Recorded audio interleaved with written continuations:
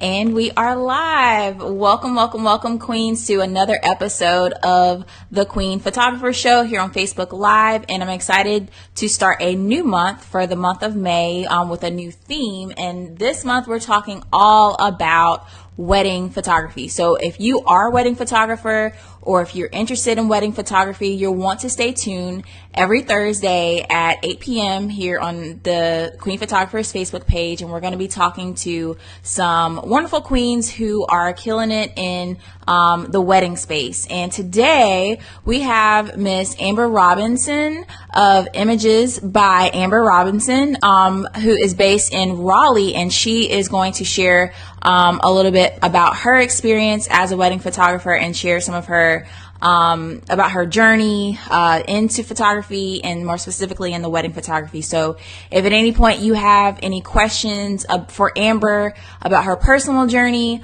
about wedding photography, please feel free to share below. But for those of you who don't know who we are the Queen Photographers. We are a community of women of color photographers aiming to equip each other in business. And we do this through a supportive community, which is primarily our collaborative Facebook community. We have workshops, we have educational tools and resources, and we love to connect our queens with strategic partners. So if you are not part of our community yet, you can click the link that's in the description here, and it will take you to the page so that you can get connected. So now that that's out of the way, we're going to go ahead, and Amber, I will let you introduce yourself and tell us a little bit more about you. Good evening, everybody, and thank you so much for having me as part of the show tonight. Like Latoya said, I am Amber Robinson. I'm a Raleigh-based wedding and portrait photographer. I've been full-time in this position for about 3 years, and I'm really excited to share with you a little bit about my journey into full-time wedding photography and some of the struggles and things that I encounter on a day-to-day basis while trying to grow my business, support my family, and just kind of live my life. Oh, I love it. I love it. And we are excited to get into it. And so thank you so much, everyone who's already joined. If you're joining live, please tell us where you're tuning in from. We love, love, love to know where our queens are, where they're tuning in from, because we have queens all over the country and some queens even in different parts of the world. So let us know. Drop a comment down below, and we would love to connect with you. And if you're watching the replay, please feel free to do the same. We're glad you're joining as you come in. Make sure that you tell us where you're tuning in from. So, Amber, how did you get started in photography? I guess I am one of those people who have always had a camera in my hand.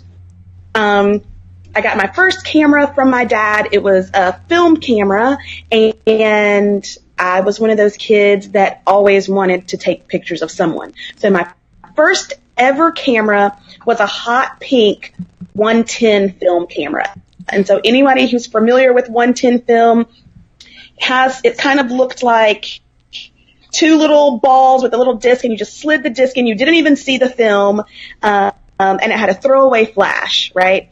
Half of the pictures, they probably weren't in focus, but I just had a love for photography from a very early age. And that kind of just blossomed all through school. I was the girl that always had a camera. My friends would not bother bringing a camera with them because they said, Amber will have one, don't worry about it. And I didn't even ever think about pursuing a career in photography until I was in my late 20s. So I took the traditional college to workplace path, working in the marketing field for a major university. And then it was not until really I settled down, got married, and decided like maybe I don't want to do this 9-to-5 thing where I was traveling, missing time with my family. So I started doing it part-time. And that part-time turned into, it started off as me taking pictures for really just people that I know. So a lot of people probably can relate to that. You're doing it for your friends and your family. And then all of a sudden one day you realize, I don't even know this person who wants me to take pictures for them. So I think I should probably start charging. And so I guess that's when it became a business. I started charging, made a legit business of myself, and then it just kind of grew from there. And in 2016, I was to the point where I was able to quit my full-time job and go full-time in photography, and have just been really working this hustle ever since, growing my clientele, and now mainly focusing on only portraits and weddings. Awesome. I love it. And yes, I definitely identify with those early beginnings when you start taking photos for family and friends, and then their family and friends start asking you to, and it's like, okay, well, it's time to make a little bit of changes around here and how we do things. So yeah, I definitely understand that. But I love how you talked about, you touched on your transition a little bit, and I know that is a topic that, we've talked with other queens, both on our podcast and in the group, and that's something that a lot of queens are really wanting to know more about. Can you tell us about, what was it like when you were both contemplating that transition, and, what are the things that went through your head when you actually decided to take that leap? Right. So the day that I decided that this was something that I needed to do was a day that I was home, working from home, and I was at my computer. My youngest daughter, Avery, was just learning how to walk. So she was in one of those walkers with wheels on it where she could kind of scoot around the house. I was at my desk, which faced a window, and I was editing. And I've been there for a while, and I just happened to get something in my peripheral vision, and I turned around and it was my little girl, and I had no idea how long she had been standing there. She was just looking at me with these big, beautiful brown eyes like, "Mommy, pay attention to me." And in that moment, my heart shattered into 1,005 different pieces, and I realized that I could no longer sustain a full-time job, and I'm going to say part-time business, but really I was working full-time hours in that business, staying up late at night editing, working every weekend, trying to build my clientele. And I realized in that moment that it just wasn't sustainable for me anymore. Mm-hmm. I felt like I was neglecting something, and I realized that thing was my kid. Mm. So I literally took a marker and put on the calendar that I was going to quit my job on December 31st of 2015 and do whatever it took to accomplish that. So to say that I was working 40 hours in both jobs, I kicked it into high gear, and I was working so much because I knew that in order for me to be able to leave, my husband was amazingly supportive already, but I needed to be able to replace my 9-to-5 corporate job income with photography, or else we were going to be living in the dark with no food. Mm-hmm. So I just really started to hustle. I stopped going to Starbucks every day and saved a ton of money. We got a Keurig, and I started drinking coffee at home. Made little changes to save money, increased my prices, and really just hustled really hard. I put my resignation in November, because I had to give a 30-day resignation at my job. Put my resignation in November, and then realized I had everybody on my health insurance because I worked for a major medical learning hospital. Mm. And I was like, crap, this is not going to work. We started looking at how much it costs to get healthcare on the marketplace. And I was like, oh, we need a lottery ticket right now. So I had to do the most humiliating thing. I cried about it so much. I had to rescind my resignation and figure out that's something that I hadn't factored into my plan. Mm-hmm.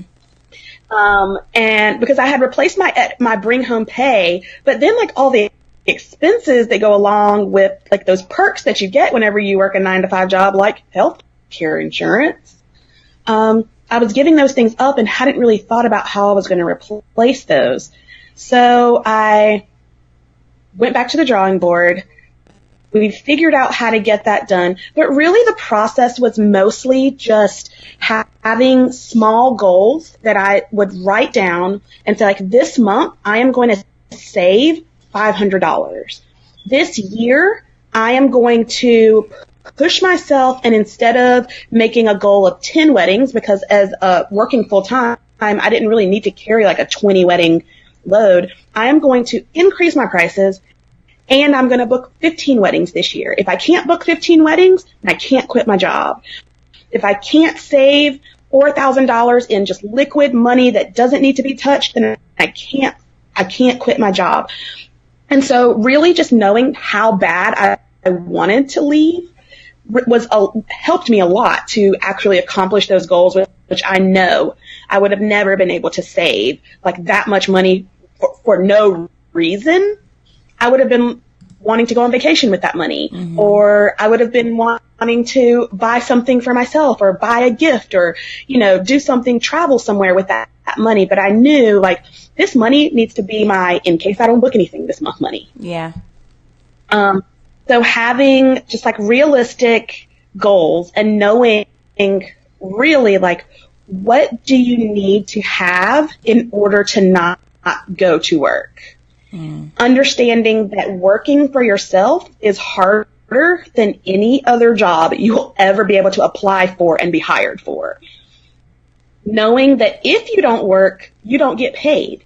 All of those things, it was a very mental process as well as like a physical process of doing.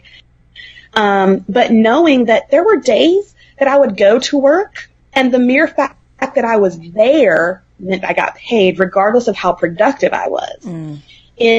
When you're a full-time entrepreneur, if you're not productive that day, then you're probably not making money that day. Or it might not be that day, but your lazy Monday this week is going to create a cash flow problem a month from now. Right. So it really is like knowing those things, having a supportive community around you, like this group, which is really supportive for like whenever you're having those days where you really just want to pack up your stuff and take it to the pawn shop, because literally we've all had those days. I know I have. But having a group, whether it's a group that you know personally at home or in your community, or having just like an online group to go to, really I think is critical to being able to transition from working for someone else to working for yourself.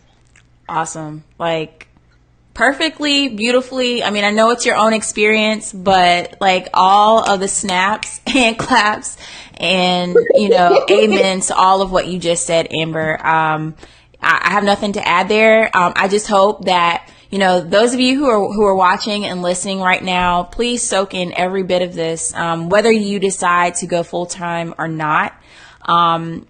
A lot of what Amber said about, work ethic and about, how much you're putting in and how productive you are in your business today can really affect, you down the line. That is so true. It doesn't matter, whether you are full time or not, if you're spending a lot of your time working in your photography business, you're going to want to see those returns. You don't want to make it an expensive hobby, to make sure that you're being productive, and that if this is something that you really want to do, you set those realistic goals and you really look at, what sacrifices do I need to make? Where do I need to compromise here so that I can see those returns later? So this is awesome, awesome, awesome, awesome. Thank you for those who are joining us. I see we have a few queens. Angelia, I'm going to shout out a few queens. Angelia, Shalita, Jennifer, Amber, Michelle, Ashley, Jennifer again. Jennifer says, Amber, thank you for bringing us the real. There is a lot that goes into taking that leap to full time. You made me think about some things some of us need to consider before jumping head first. Totally. Exactly. She said the real, and I'm pretty sure she means, not just follow your heart, follow your dreams, do what you feel you're passionate about. But you can do that, but you also need to know, what you're signing up for when you do it. So yeah, absolutely. That's really important, is to know that it is not easy. And if you only go by like these daily affirmations affirmations, follow your dreams, lead the life that you were meant to lead, bloom where you were planted, and that is like the only thing that you have in your mind, you are going to, A, burn out really quickly, and B, you're going to find yourself in depression and despair because you're going to realize one day that this is not all glitter unicorn farts and kittens and puppies. Like, this job is really hard. Working for yourself, like, your boss is a jerk. Like, I never get a day off. Like, there's some days where my boss, which is me, will not even let me get up and go pee. And if you were working for someone, you would totally report that person to HR, but you're working for yourself and you are HR and you are the hiring and the firing manager. You're the labor, you're the custodian and the CEO. So you have so many hats to wear. So understanding, really thinking about and knowing what it takes to run your business before you decide whether or not being full-time is something you want to do is so important. Love it, love it, love it. Awesome, awesome. Okay, so Amber, tell us about some of your challenges, whether it was when you were first getting started or when you made your transition into full-time. So one of my most recent challenges, really, and I'm going to touch on this because right now diversity is a really hot topic. It's a word that we're hearing a lot in our industry, something that I think about a lot. And 2 years ago, whenever I left my job, I had one Black couple as a wedding client that whole year. And I looked at my portfolio. Well, I didn't look at my portfolio in the beginning, but I thought to myself, like, why aren't Black brides hiring me? And it really started to bug me. And I realized that I had no Black couples in my portfolio because I didn't have any Black couples as clients. Now, families, I had a ton of Black families and just families of color in general, but I really was striving to diversify my wedding portfolio and was struggling with that because, of course, clients are going to book what they relate to. And it was a double-edged sword because I also felt like there were some white brides that weren't booking me because I was Black. And that's just like the world that we live in today, as unfortunate as it is. But I was really striving to figure out what it was in my business that I wasn't attracting Black brides. So I did some introspective thought, and I realized at the end of the day, I had no Black brides or, couples of color in my portfolio. I had gone out of my way the year before to showcase plus size brides, to showcase same-sex couples, and had forgotten in my own ignorance because of the life that I live as a Black female. I think automatically like, oh, I'm a Black female. I got a bride that's a Black female. We have something in common. Of course she'll hire me. But wasn't really thinking about, well, before they even get to know me, they have to see and like my work. So I wasn't thinking in the right order, I guess. And so I literally pulled together a styled shoot on a drive from Baltimore to Raleigh. I had been in Baltimore shooting a wedding and was driving back when I'm having all of these thoughts. And my husband, he's driving and I'm writing feverishly on the phone with people. 2 weeks later, we had a styled shoot that included a gorgeous couple, Black couple who was celebrating their real life anniversary. So we did a great shoot there. And just from that, I realized okay, that's all it took was to just show what you want to book. And I also, as an educator, because one of my background is in marketing and education, I always talk to people about people like them. So what you like is what your ideal client is likely going to like. If you don't like what your ideal client likes, then probably that's not your ideal client. So showing what you want to book is so important, but that was something I was preaching but not practicing. And I did the style shoot. It was amazingly successful and started to book Black brides. And this year, I'm so happy to say that over half of my couples are couples of color. And I think I'm booking into 2019 now, and I think all of my 2019 couples, except for one or two, is also like couples of color. So I was really happy that that was an easy thing to fix. But I think that looking critically at ourselves is something that's hard for most of us to do. And being able to look critically at yourself without getting your emotions involved, which is hard for us too, because as creatives, we tend to be a little emotional, protective of ourselves and our work.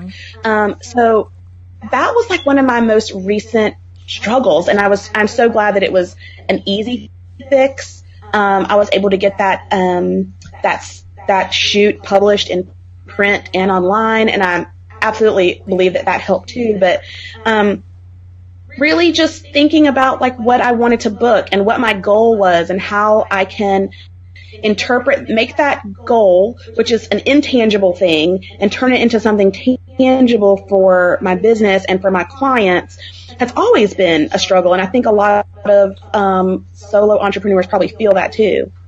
Love it. Love it. Yes. And you got some comments over here where people are agreeing with you and saying great advice. Show what you want to book. Amber, she says she's booked with Images by Amber Robinson. I do remember you guys doing a style shoot with Amber and her fiance, which was really beautiful too. I think that was in Asheville. Yes, and I'm so happy that Amber is actually one of my 2019 brides. Awesome, her and her beautiful fiance. But we did, like, that was one of the things that purposefully saying, like, I want to book couples of color. And we did a model call on this group. And Amber and her fiance, Jaleesa, so graciously drove from South Carolina to Asheville. And they posed for us, and it was great. Awesome. Yeah. So just reiterating what Amber said about, some of her challenges, or one of her challenges was wanting to book a certain type of clientele, whether it's a certain demographic or whatever. But you have to have your portfolio has to be reflective of what that type of client would want to see from themselves. Like, they have to look at your body of work and say, I can see myself in this.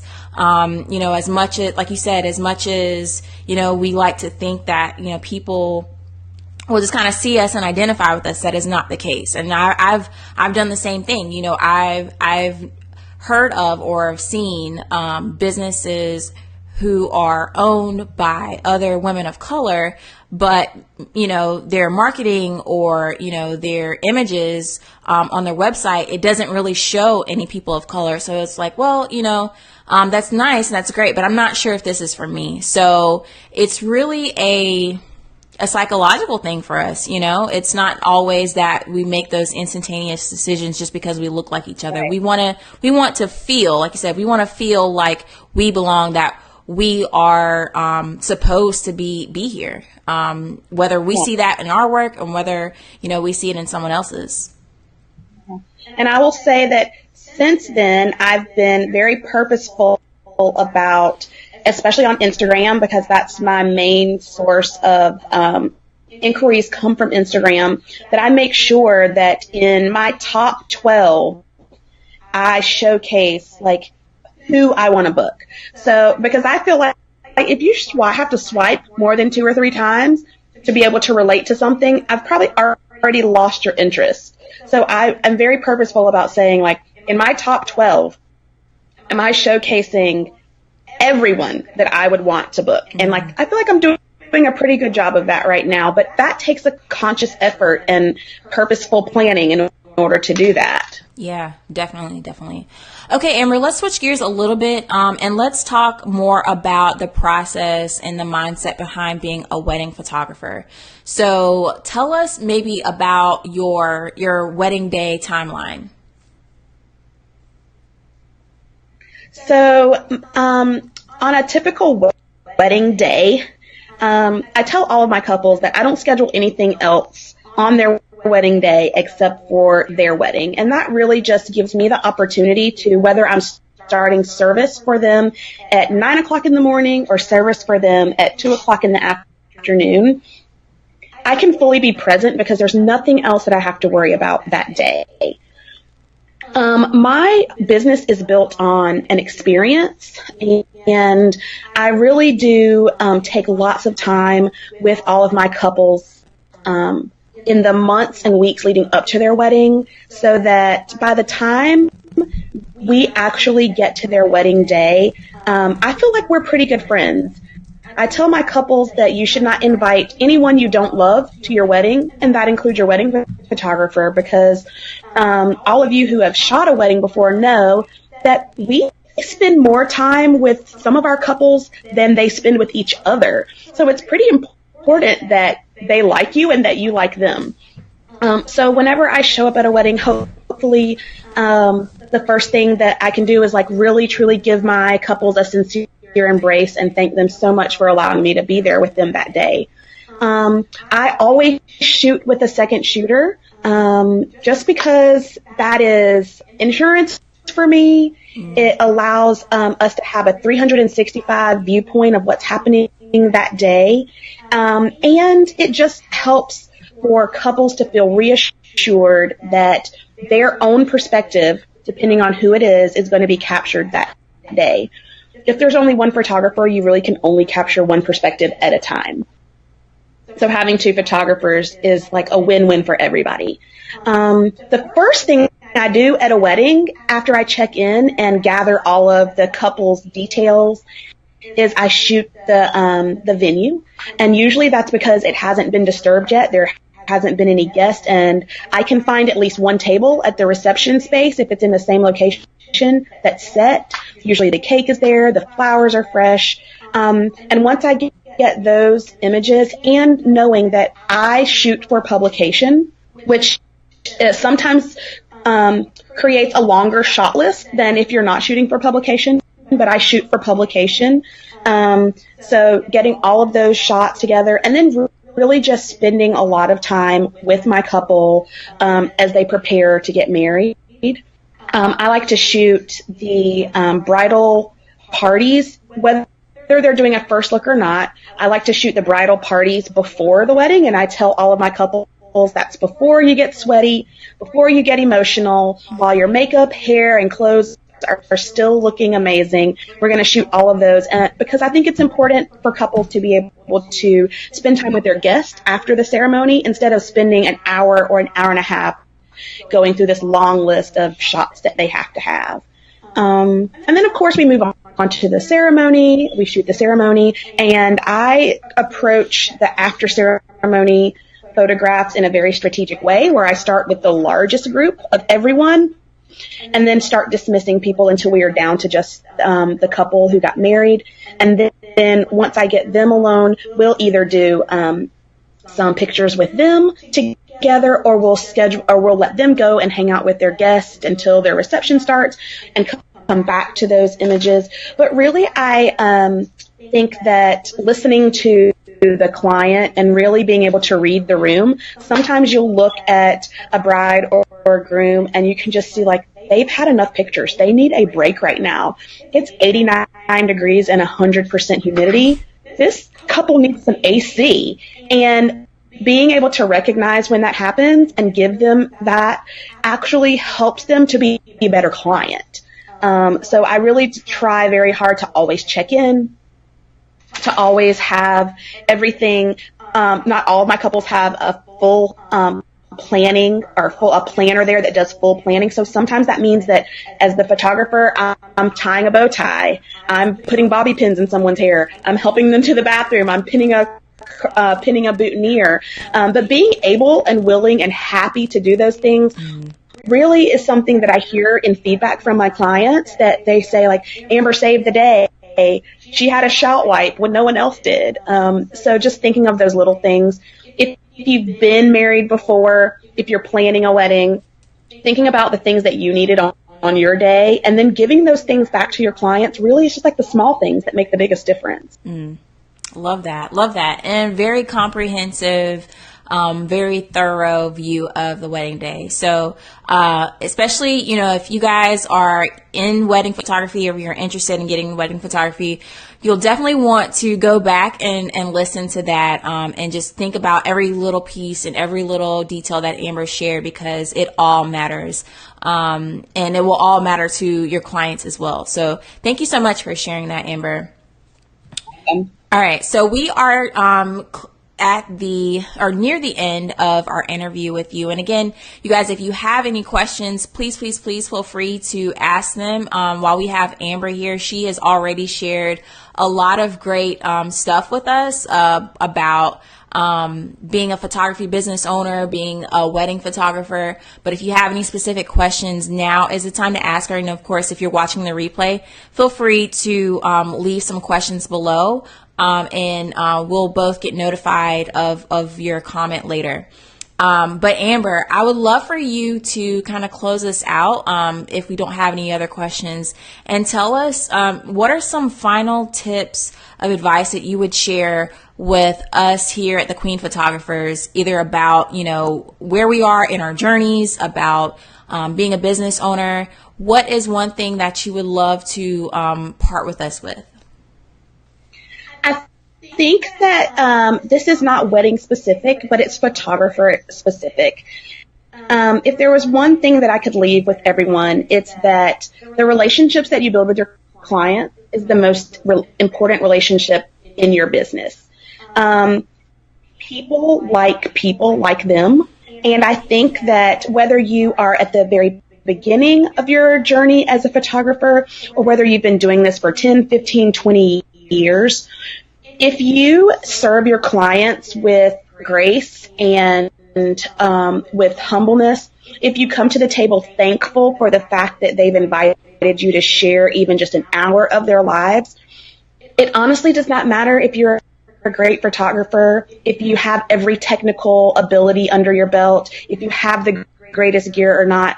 Your clients will love you for the time that you invest in them. And that's something that I try to impress on the people that come to me for mentoring, is that you don't have to have the most current camera and the most expensive glass and the biggest computer with the biggest screen for editing. If you come to your clients with a sincere hope that you can serve them and capture memories for them, if you make them feel important, loved, and beautiful, like that's what they want. And the feeling that you give them while taking their picture is the feeling that they will see when they see the final image. So comparison is an ugly web to fall into, especially comparison without context. So stop comparing yourselves to everyone else and really just think about why you're doing this. And for most of us, that is to serve clients, to give them something that maybe we didn't have. And doing that genuinely is really all you need to be successful.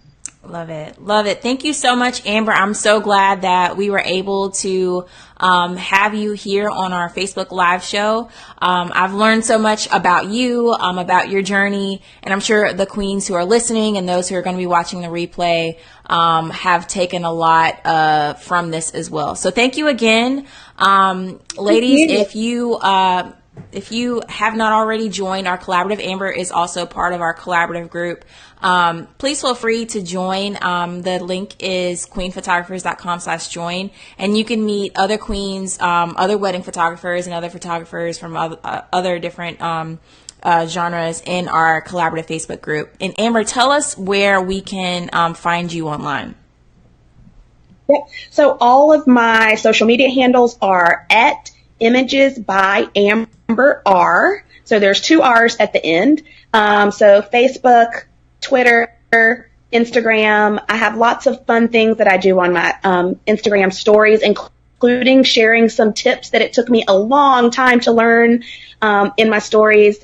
Every Wednesday, I share a Lightroom editing tip that will blow your mind. So please join me there and engage with me. Ask me questions. I'm an open book, whether it's the personal side of photography or the business side of photography. I would love to share with you. Awesome. Thank you again, Amber, and have a great night. You're not. Thank you. Everybody have a good night. Bye. Bye.